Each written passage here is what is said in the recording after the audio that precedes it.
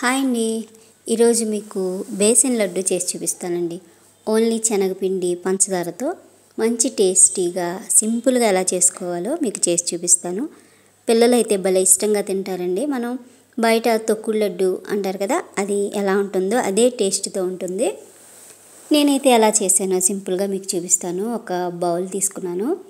అది కాస్త వేడెక్కిన తర్వాత ఒక 5-6 వరకు స్పూన్ల వరకు నెయ్యి వేసుకున్నానండి. నేను ఒక చిన్న గ్లాస్ మెజర్మెంట్తో చేసి చూపిస్తానండి. చాలా సింపుల్గా చేసుకోవచ్చు. ఎప్పుడైనా స్వీట్ తినాలి అనిపించినప్పుడు ఇలా చేసి పెట్టచ్చు. నెయ్యి వేడెక్కగానే ఒక చిన్న గ్లాసు శనగపిండి తీసుకొని వేసేసేయండి. వేసి లో ఫ్లేమ్లో మంచి కలర్ వస్తుందండి, మంచి సువాసన కూడా వస్తుంది. అప్పటి వరకు వేయించుకోవాలి లో ఫ్లేమ్లో.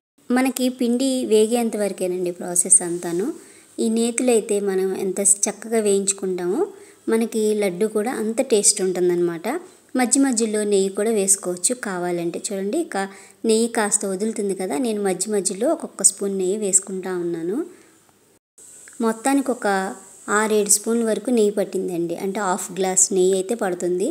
గ్లాస్ పిండి తీసుకుంటే హాఫ్ గ్లాస్ నెయ్యి పడుతుంది. ఇది చక్కగా వేయించేసుకోవాలి.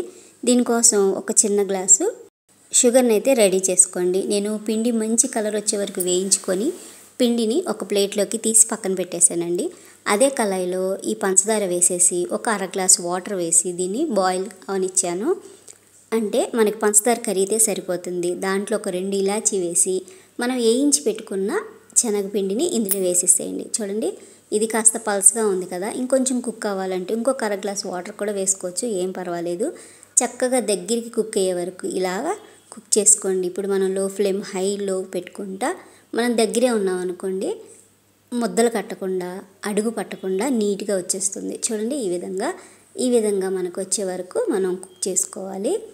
మనకి తీసినప్పుడు మనకి ఇలా జారుతూ ఉన్నట్లయితే సరిపోతుంది. చూడండి, ఈ విధంగా మనం కుక్ చేసుకుందాం.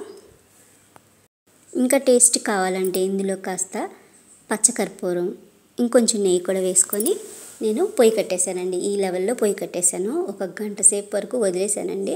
వదిలేసిన తర్వాత చల్లారిపోయి ఈ విధంగా అయిపోయింది మనకి మిశ్రమం అంతా. ఇంక ఇప్పుడు గరిటతో ఇలా ఈ విధంగా తీసేసాం అనుకోండి, చక్కగా వచ్చేస్తుంది అడుగు పట్టుకోకుండా. మనకి నాన్ స్టిక్ కానీ కొంచెం మందపాటి కళాయిలో చేసామనుకోండి, మనకి అంటుకోకుండా మాడిపోకుండా చక్కగా వచ్చేస్తుంది. ఇక నేను చేత్తో తీసేసి ఇక లడ్డు చుట్టేసాను. పైన ఇంకొంచెం నెయ్యి వేసుకున్నాను.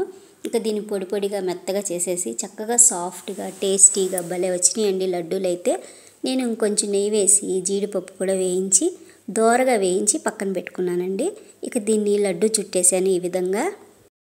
పిల్లలకి సెలవులు కదండి, ఏదైనా స్వీట్ తినాలి అనిపించినప్పుడు చక్కగా ఇంట్లో శనగపిండి ఉండి నెయ్యి ఉండి ఈ విధంగా చేసి పెట్టండి. పిల్లలు భలే చక్కగా తింటారు. రోడ్డు మీద తెచ్చి పెట్టకుండా మనం ఇంట్లో చక్కగా చేసి పెట్టచ్చు కదా, చాలా టేస్టీగా సింపుల్గా అయిపోయింది కదండి.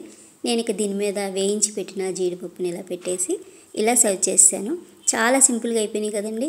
మీరు కూడా శనగపిండితో ఈసారి ఇలా చేసి చూడండి. Thank you for watching my video.